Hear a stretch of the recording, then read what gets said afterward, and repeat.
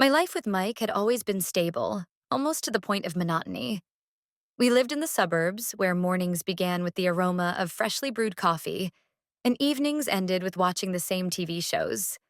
Everything followed a predictable cycle: work, dinner, occasional weekend trips. Our conversations increasingly revolved around bills and plans for the coming month, as though real life had somehow slipped out of frame. But I got used to it. I convinced myself that this was how it was meant to be. That's why Mike's proposal to go to Maine caught me so off guard. He had received a letter from his brother Lance, who needed help organizing an art festival. I hadn't heard about Lance in a long time. They weren't particularly close. But to my surprise, Mike seemed genuinely excited. Perhaps it was the festival itself, or maybe it was his desire to reconnect with his brother. "What do you think?" he asked over dinner, avoiding my gaze. "You've been saying for a while now that you want a change of scenery. Maybe this is exactly what we need." I looked up from my plate and stared at him. At that moment, I suddenly realized how long it had been since I'd done anything spontaneous. No trips, no bright, memorable experiences. Just routine, fatigue, and a quiet inner hunger for something more. "Yes, let's try it," I answered, surprising even myself. We started packing a week later. As I folded clothes into our suitcases, strange thoughts circled in my mind. Why was Mike so insistent? Why had this opportunity come up now, of all times? But eventually, I decided to let the questions go. Maybe this was a sign that our lives were about to change. Maine greeted us with a cool sea breeze and the scent of salt in the air. Jagged cliffs and the beam of a lighthouse loomed on the horizon, and there was an almost magical sense of something new in the atmosphere. I felt my heart skip a beat, as if sensing that this trip would be unlike any other. Lance was waiting for us on an old wooden pier that creaked underfoot as if it wanted to share its secrets. He stood with his arms crossed, watching the approaching boat as though he knew something no one else did. I noticed how his face lit up with a smile when he saw Mike. But there was something more in his expression than simple joy at a reunion. It was confidence, a rare inner strength that immediately commanded attention. "Welcome," he said, shaking Mike's hand and nodding slightly in my direction. His voice was deep, with a faint rasp that hinted at a man used to speaking with purpose. "You're just in time. We've got a lot of work ahead." He spoke as if he already knew we were ready for any challenge. I smiled in response, trying to understand the strange feeling that I was standing before someone who might change my life. That evening, Lance offered us a brief tour of the coastline. He showed us a small restaurant he had recently helped open, recounting how the local community had come together to restore it. It seemed that every detail he shared, even the most mundane, carried a special significance in his eyes. "That lighthouse," he said, pointing into the distance where a faint light flickered in the dusk, "is one of the few left with its original mechanism. Its beam guided sailors when nothing else could save them." His words had a strange poetry to them, and I couldn't tell if he always spoke this way or if it was just this moment. The lighthouse stood tall over the shore, like a silent guardian of time, and I felt a slight chill ripple across my skin, as though its image held something deeper than just an old machine. That night, we returned to his house, perched on a small hill overlooking the ocean. From the terrace, there was a breathtaking view of the coastline, and for the first time in a long while, I felt a sense of calm. The three of us sat together, sipping wine and listening to Lance recount stories of his travels. His demeanor was both relaxed and commanding, like a man unafraid to be himself. I caught myself listening to him with a level of interest I hadn't felt for anyone in a long time. Dinner on Lance's terrace turned into a true event. The place felt as though it belonged to another world. A secluded haven surrounded by the sound of the ocean, with soft candlelight flickering in the gentle evening breeze. We sat at a wooden table draped in a simple yet elegant tablecloth, plates of food carefully arranged around us, each dish prepared by Lance himself.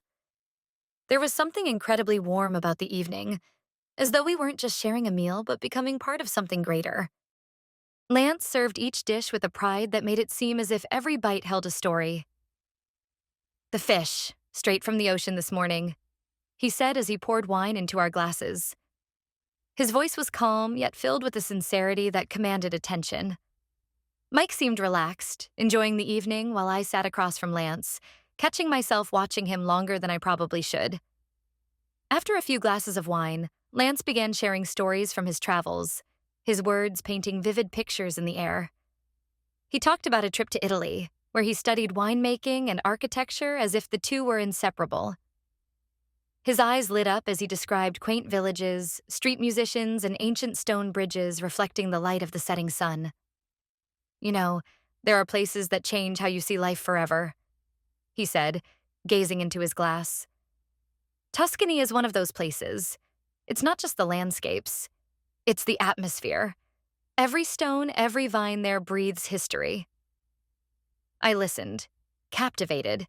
His words more than mere tales of travel. They were like living paintings. Lance turned to me and smiled. If you ever get the chance, you have to see it for yourself. Experience it with your own eyes. It's like bringing something to life that might have been forgotten long ago. Something stirred deep inside me. His words struck straight at my heart. It wasn't just a story about a place. It felt like an invitation to reclaim dreams I'd buried beneath the weight of routine. Lance seemed to see straight through me, into a part of me I'd long since stopped noticing. The evening continued under the soft murmur of the waves. We talked about books, music, and what truly makes a person happy. Lance spoke openly, sometimes posing questions that I only found answers to after a pause. He wasn't just speaking with Mike. He was speaking with me, creating an odd, almost intimate feeling as though, in that moment, his attention was entirely focused on us. When the dinner was over, and Mike went inside to grab a blanket, Lance suddenly leaned in closer. "Have you ever felt stuck?" he asked. His voice was quiet, but it resonated with the truth of something I'd long been afraid to admit. I froze. The answer churned in my mind, but I couldn't bring myself to say it out loud. His question was too precise, too personal. Our eyes met, and in that instant, I realized he wasn't just speaking. He understood. I opened my mouth to respond, but Mike returned, interrupting the strange, almost electric moment. Lance leaned back as if nothing had happened, and I quickly looked away, hoping my husband hadn't noticed the change in my breathing. That night, as I lay in bed listening to Mike softly snore beside me, Lance's words echoed in my mind, his gaze lingering in my thoughts. It was a strange, unsettling feeling, as though someone had shaken me awake from within, forcing me to remember that I once dreamed of a different life. The next morning, Lance suggested a short cruise on his yacht. When I saw Mike frowning over some papers at breakfast, it became clear he wouldn't be joining us. "I can't go," he said abruptly, barely looking up. "Lance, take Ellie instead. She could use the fresh air." I froze. A flicker of hesitation ran through me. Should I agree or come up with an excuse? But Lance, not giving me a chance to overthink, said with a grin, "Perfect, then it's just the two of us. Don't worry, Mike. I promise to bring her back in one piece." His confidence was disarming, and despite the nervous flutter in my chest, I nodded. An hour later, we were pulling away from the dock. Lance stood at the helm while I sat at the bow, feeling the fresh sea breeze against my face, sweeping away the last remnants of sleep. "Beautiful, isn't it?" he called out over the sound of the waves. "Yes," I replied, smiling faintly. "It feels like time slows down here." "That's exactly what I love about the sea," he said, gazing toward the horizon. "It clears your mind. When I'm out here, everything unnecessary fades away. Only the essentials remain." There was an undeniable sincerity in his voice. I glanced at him.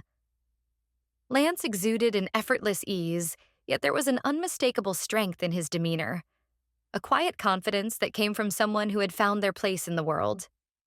As we moved farther from the shore, Lance gestured for me to come to the helm. "Want to give it a try?" he asked, handing me the wheel. "Me? I've never driven anything but a car." "Well, there's a first time for everything," he said, winking. Under his patient guidance, I took hold of the wheel. My movements were clumsy at first, but Lance stood beside me, explaining how to respond to the wind, how to feel the direction.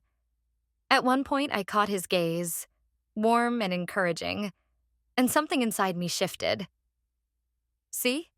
You're doing great," he said, lightly touching my hand to adjust the course. His touch was barely noticeable, yet it lingered, as if my skin remembered it long after. Later, as we sat on the deck, Lance spoke about how the sea had become his refuge. He described nights under the stars, a storm that nearly capsized his boat, and how solitude in the middle of the ocean can reveal answers to life's most pressing questions. "And you?" he asked suddenly, his gaze fixed on me. "Do you feel like you've found what you're looking for?" The question caught me off guard. I froze, staring at the endless expanse of water where the sky met the ocean. Had I found it? What was I even searching for? I scrambled for a neutral answer, but the words wouldn't come. I'm not sure, I finally admitted. "Sometimes that's an answer too," he said gently, as though he wasn't pushing me. But the scariest thing is not asking yourself the question at all.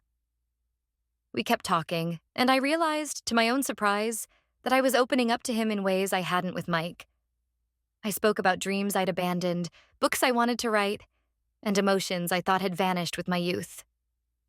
Lance listened intently, never interrupting, his gaze free of judgment, just quiet understanding. When we returned to shore, I felt as though something indefinable had formed between us. It wasn't romance in the traditional sense, but it wasn't simply friendship either. In his presence, I felt different, alive, open, and ready for change. The festival was in full swing, and that evening, Lance decided to host an impromptu concert on the shore. The location was perfect, a small sandy beach overlooking the sunset, where waves gently lapped at the shoreline. Guests were given blankets, a fire was lit, and soon the air was filled with the sounds of guitar strumming and laughter. Lance sat by the fire with his guitar, completely in his element, free and at ease. His fingers moved effortlessly across the strings, coaxing melodies that were simple yet profoundly moving. Others joined in the singing, but I couldn't take my eyes off him. In that moment, he seemed like someone who lived life to its fullest, unafraid of vulnerability. I sat slightly apart from the group, wrapped in a blanket, when he suddenly looked at me. His gaze was direct, yet held something almost intangible, as if he were speaking to me through the music. The song he played was about the road, about searching for one's place, and about the importance of remembering who you are. As the melody ended, I realized my breath had caught and my heart was beating faster. Lance rose and walked around the circle as the music continued. He approached me, leaning in to speak softly. "Why aren't you joining in? Your laughter should be the loudest here." I felt a flush creep over my cheeks, though there was no teasing in his words. He looked at me as though he saw something I had long forgotten about myself. "I'm not much of a singer," I replied, trying to keep my tone light. "That doesn't matter. What matters is that your soul and heart sing," he said, smiling. He extended his hand to me, and I couldn't bring myself to refuse. I joined the others, and soon our singing turned into joyful chaos. For the first time in ages, I felt free. My usual barriers, my reserve, melted away in the firelight, in the rhythm of the music. After the concert, as most of the guests began to leave, Lance approached me again. His voice was quiet, almost intimate. "Thank you for tonight. You reminded me of moments when I was truly happy. You know, that's rare." His words caught me off guard. There was no hint of flirtation, no subtext, just pure, unfiltered sincerity. I felt something crack open inside me. I tried to respond, but the words wouldn't come. Lance simply looked at me, his expression calm, but his eyes holding a depth I couldn't decipher. When I returned to Mike, who had been chatting with other guests the whole evening, I tried to act as though nothing had happened. But inside, my emotions churned uncontrollably. Lance's words, his gaze, his music, all of it replayed in my mind. and though I tried to convince myself it meant nothing, I knew he had made me feel something I hadn't felt in a long time. A few weeks after the festival, Lance unexpectedly invited Mike and me to join him on a trip to Italy. He was planning to visit wineries to sample a new collection of wines for his restaurant menu. When he mentioned the trip over dinner, my eyes lit up, but Mike immediately grimaced. His work had become increasingly demanding, and as it turned out, he simply couldn't afford to leave. "You should go, Ellie," he said over breakfast, his eyes still glued to his phone. "It's your chance to see something new. Lance will take care of everything." "Are you sure?" I asked, my voice tinged with hesitation. "Of course. Why not? I know how much you love things like this," he replied casually. There was no jealousy in his tone, no suspicion. It was almost painful how easily he let me go. And so, a few days later, I found myself on a plane with Lance, flying into the heart of Tuscany. I tried not to look at him too often, focusing instead on the landscapes outside the window. But each time he leaned closer to say something, his presence made me catch my breath. Italy greeted us with a soft golden light and the scent of fresh lavender. Tuscany was even more breathtaking than Lance's stories had suggested. Endless vineyards, rolling hills, and villages dotted with terracotta rooftops. Every place he took me felt steeped in history. We strolled along cobblestone streets, visited ancient cellars where winemakers spoke about their craft with a reverence that bordered on sacred. Lance was in his element, and his enthusiasm was infectious. As we sampled wines, he explained every nuance of flavor, how the soil and climate shaped their character. I'd never imagined the world of wine could be so intricate, but through his descriptions, it became an art form. "Do you see it?" he asked one evening as we stood at a vineyard overlooking rows of vines stretching to the horizon. "See what?" I asked. "How everything here is connected. The earth, the sun, the people. They work in harmony. It teaches patience and how to find beauty in the details." One evening, Lance arranged a rooftop dinner at an old house. The table was draped in a simple white cloth and lit only by soft candlelight. Beyond the horizon, the sunset, painting the sky in golden and rosy hues. We drank wine fresh from the vineyard and ate dishes made from the finest local ingredients. There was something extraordinary, almost magical in the air. Lance was relaxed, his voice flowing like a gentle melody, and I found myself increasingly immersed in the atmosphere of the place and in his words. He spoke of his dreams, the places he still wanted to see, and the importance of living a life where every day feels genuine. "Have you ever thought you could live differently?" he asked, his eyes fixed on mine. I froze. The question was so precise it felt like an electric shock. Of course I had thought about it. But were such thoughts even allowed? Weren't they something to be buried under the weight of obligations and routine? "Maybe," I finally said, trying to keep my voice steady. "I think you deserve more," he said, leaning slightly closer. "You deserve to feel alive." My hands trembled. I looked away, pretending to admire the sunset, but inside me, a storm was raging. In that moment, I realized this evening wasn't just a dinner. It was something far greater. Lance wasn't just talking. He was unlocking something in me that I'd long ignored. When he suggested a walk along the street leading to a small square with a fountain, I agreed. We walked in silence, each lost in our thoughts, until we reached the ancient fountain illuminated by a soft light. Lance stopped, turned to me and said, "Ellie, I'm not sure I should say this, but I feel like there's something between us. I can't ignore it." His words caught me completely off guard. I stared at him, unsure of how to respond. My mind screamed, "No." But my heart pounded so loudly it felt as if he could hear it. "Lance, I began, but he interrupted, gently taking my hand. His touch was soft, but there was a firmness in it, a resolve. "I'm not asking for anything. I just wanted you to know," he said, his voice barely above a whisper. I quickly pulled my hand away, realizing we were standing on the edge of a precipice. "This can't happen," I whispered. Please, let's leave things as they are. He nodded, though I could see in his eyes that my words had wounded him. We returned to the house in silence, but that evening had already changed everything. How I saw myself, my life, and Lance. The last evening in Italy was unusually warm and still. The sky was painted in soft pastel hues, and the narrow streets of the town were bathed in the golden light of old lanterns. Lance and I walked along the cobblestone street in silence. My heart felt heavy. Too much had happened during these few days. Every moment seemed imbued with meaning, as if this trip hadn't just broadened my horizons, but had also forced me to see myself differently. We still have some time, Lance said, glancing at his watch. Want to see something special? Of course, I replied, though deep down I knew it might be better to say no. We turned down a narrow alley which led to an old fountain in a small square. Its cast iron details were weathered with patina, and a thin stream of water trickled from the mouth of a stone figure. The fountain, surrounded by olive trees, seemed frozen in time. This is one of my favorite places, Lance said, stepping closer. When I'm here, the world feels simpler. His voice was quiet, almost intimate, as if he was revealing something deeply personal.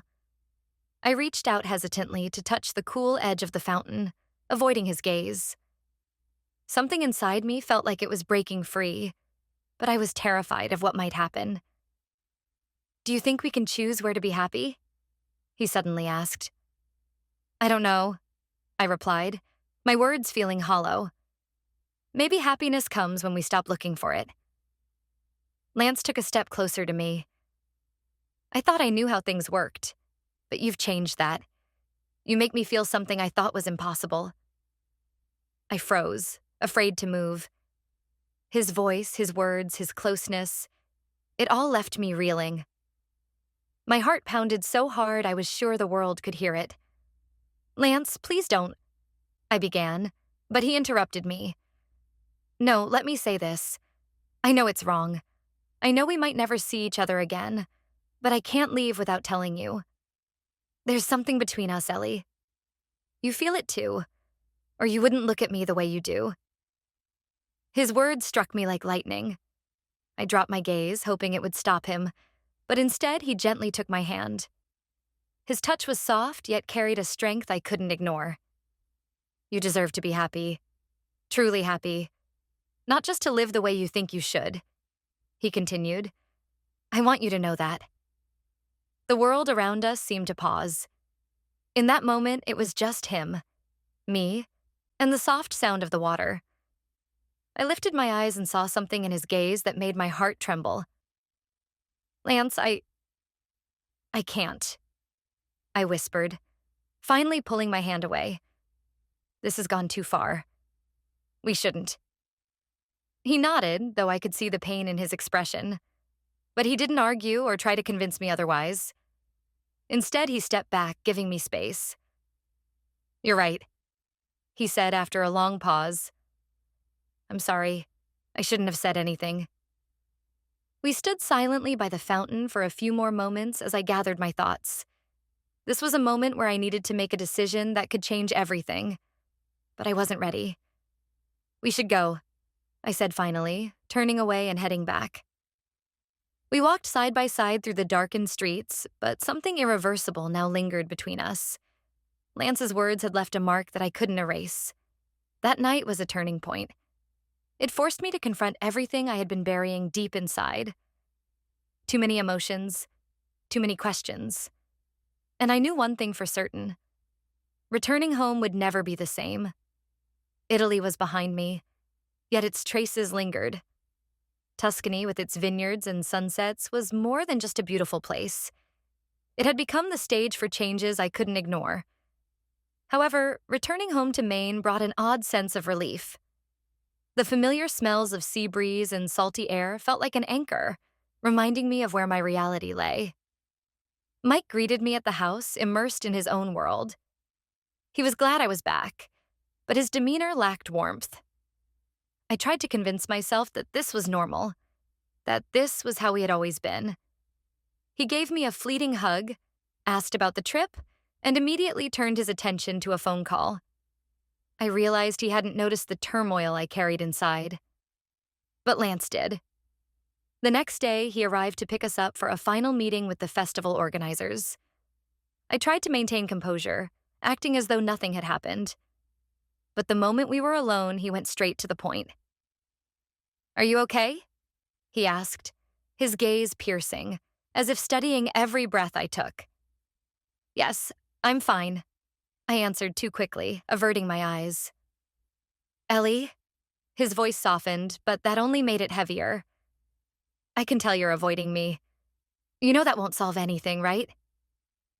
His words struck a chord deep within me, and something cracked inside. We were standing by an old wooden bridge in the woods, a place he often came to for reflection. The bridge seemed like a deliberate choice, as though he'd brought me here for a reason. Soft sunlight filtered through the trees, casting golden patterns on the stream flowing beneath us. "I'm not avoiding anything," I said, though my words rang false even to my own ears. "I'm just trying to get back to normal life. All of this was a mistake." Lance leaned on the railing, looking out into the distance. His face was calm, but his eyes held something raw and unyielding, a blend of pain and quiet determination. "A mistake?" he repeated, his voice steady. "Do you really believe that?" "Because I don't. It was the only real thing I've felt in a long time." His words were a challenge. I tried to hold his gaze coldly, but inside I was ablaze. My soul felt torn between what I knew I should do and what I wanted. "Lance, I'm married. We can't do this." "I know," he interrupted, not letting me finish. "I know we shouldn't feel this way, but I can't pretend nothing happened. You feel it too, Ellie. I see it." My hands trembled as I gripped the railing. I couldn't deny the truth in his words. Everything that had happened in Italy, the way he looked at me, spoke to me, listened, felt so real, so vivid that it was impossible to erase from my memory. "It doesn't matter," I whispered. "None of it matters because I can't let this happen." Lance turned to face me, his expression serious, though there was no longer insistence in his eyes, only profound sadness. "All right," he said after a long pause. "If that's your choice, I respect it. But I can't just sit back and pretend I don't care. You need to know that." He stepped away, giving me the space I so desperately needed. We stood in silence, the only sounds the gentle babble of the stream and the faint rustle of the forest. It was a moment I knew I wouldn't forget. He didn't speak again, didn't try to convince me. It was both a relief and a breaking point. When we returned to the car, he acted as though nothing had happened. His face was calm and friendly again, but I knew it was a mask. My life was supposed to fall back into its usual rhythm, but all I felt was confusion and pain. The festival was in full swing, vibrant lights, music, laughter, and the hum of the crowd surrounded us. I tried my best to focus on the festivities, but it was almost impossible. Lance was nearby, and his presence blurred the edges of my attention. He moved confidently among the guests, charming and self-assured, but his gaze kept finding mine in the crowd over and over again. Mike, engrossed in a conversation with one of the sponsors, barely noticed me. His indifference, usually easy to overlook in the routine of our daily lives, felt like a sharp cut in the chaos of the festival. I stood there, lost, as if at a crossroads, unsure of which way to turn. Suddenly, Lance was at my side. His voice, quiet yet cutting through the noise, pulled me out of my thoughts. "Come with me. I want to show you something."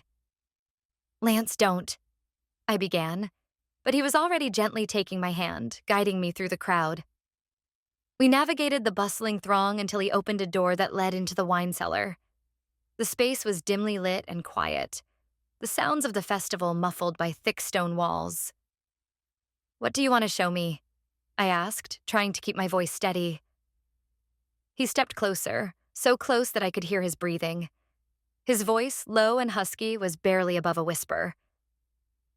"I can't hide this anymore. You know this is wrong, but I can't hold back how I feel." Lance, I started, but he leaned in before I could say more. His lips brushed mine in the softest, most delicate kiss I had ever experienced. For a moment, everything else disappeared. The noise of the festival, the glow of the lights. There was only us, suspended in a silence so profound it felt like time had stopped. It wasn't rushed or demanding. It was gentle, like the culmination of everything we hadn't said. We stayed there for no more than 30 minutes, but it felt like an eternity and an instant all at once. When I returned to the crowd, Mike didn't even notice I had been gone. He was still deep in conversation, completely absorbed in festival plans. But I knew everything had changed. That kiss wasn't just a moment of weakness. It was a revelation. It was a symbol of everything I had been suppressing, a reminder that I could no longer hide from myself or the truth of what I felt. The festival was winding down. Hundreds of guests were leaving, taking with them memories of music, wine tastings, and the sparkling lights of the coastline. But I couldn't enjoy this sense of closure. Lance's words still echoed in my mind, and the memory of his lips lingered like a brand on my skin. All evening, I avoided him, staying close to Mike as if that could tether me back to reality. But reality had its own plans. Late that night, as I was about to go to bed, Mike approached me with his phone in hand. "What is this, Ellie?" he asked, holding the screen in front of my face. I recognized the message instantly. It was from Lance. Short, but heavy with meaning. "Thank you for that moment. You made it special." "What is it?" Mike repeated, his voice sharp and almost menacing. My legs turned to jelly. My heart clenched and my mouth went dry. I searched for words, but all I could do was open and close my mouth like a fish gasping for air. "Mike, it's not what you think," I finally began, but he had already stepped back, as if my words burned him. "Then explain," he said, his voice biting. "Because it seems to me like my brother is sending you something very personal, and it also seems like you weren't planning to tell me about it." I took a step toward him, but he raised his hand to stop me. Just then, Lance entered the room, drawn by the sound of raised voices. His gaze flickered between Mike, my pale face, and the phone in Mike's hand. "What's going on here?" "Why don't you explain, Lance?" Mike turned to him, his voice vibrating with anger. "What does this message mean? And why does my wife look like she's just been caught in the act?" Lance held his gaze, steady but pained. His face was calm, but I could see the storm of emotions brewing beneath the surface. "Mike, it's more complicated than it looks," he began. "Complicated? Are you serious?" Mike let out a harsh laugh, devoid of any humor. "I left you two together. I trusted you. And now I find out there's something going on between you?" "Nothing happened," I interjected, stepping forward. "Nothing that crossed a line." But my words were weak, unconvincing even to my own ears. Mike turned to me, his eyes filled with disappointment. "You want me to believe that? After everything?" His voice dropped to a whisper. "Do you even know what this looks like?" "Mike, I'm guilty of letting it go too far," I said, trying to keep my composure. "But I swear, nothing more happened." Lance tried to speak, but Mike cut him off with a raised hand. "Don't. You've done enough," he said through gritted teeth. His face hardened even further as he looked back at me. "You know what hurts the most, Ellie? Not that you might have felt something for Lance, but that you didn't even try to tell me. You pulled away from me and I didn't realize how far you'd gone." His words cut through me like a knife. He turned away, leaving Lance and me standing in suffocating silence. Guilt rose inside me, heavy and unbearable. "Ellie," Lance started, but I held up a hand to stop him. "Don't, Lance. It's over," I said, my voice breaking as tears welled in my eyes. "You're right, I've been lost. But now I know what I've broken." I turned and walked out of the room, leaving them both behind. Mike and Lance, two people who had once meant everything to me, now looked at me as though I were a stranger. After that night, everything fell apart. Mike stopped speaking to me except when absolutely necessary. His gaze when we crossed paths in the kitchen or hallway was empty. It wasn't a flash of anger that might subside. It was a wall, cold and impenetrable. A few days later, he left, leaving a note on the table. Just a few words. "I'm filing for divorce. I hope you find what you're looking for." I sat with the note in my hands, feeling no pain, no anger, only emptiness. Our years together, our stable life, everything had crumbled because of one moment of weakness. But deep down, I knew. The collapse had started long before that kiss. I just hadn't wanted to see it. After Mike left, I returned to New York, leaving behind Maine with its vivid sunsets, the sound of the sea, and the memories that had become too heavy to bear. I rented a small apartment and threw myself into work, trying to fill the void inside me. But in the solitude, I couldn't escape the thoughts that haunted me. Lance didn't reach out again. He disappeared from my life as abruptly as he had entered it. And while I knew it was the right decision, part of me missed him. Not the emotions he ignited, but the person I was when I was with him. Real, alive, free. I started writing. At first, it was just notes. Short lines about what I felt, what I had lost. But soon, it became more than therapy. It became a way to process my mistakes, my weaknesses, my desires.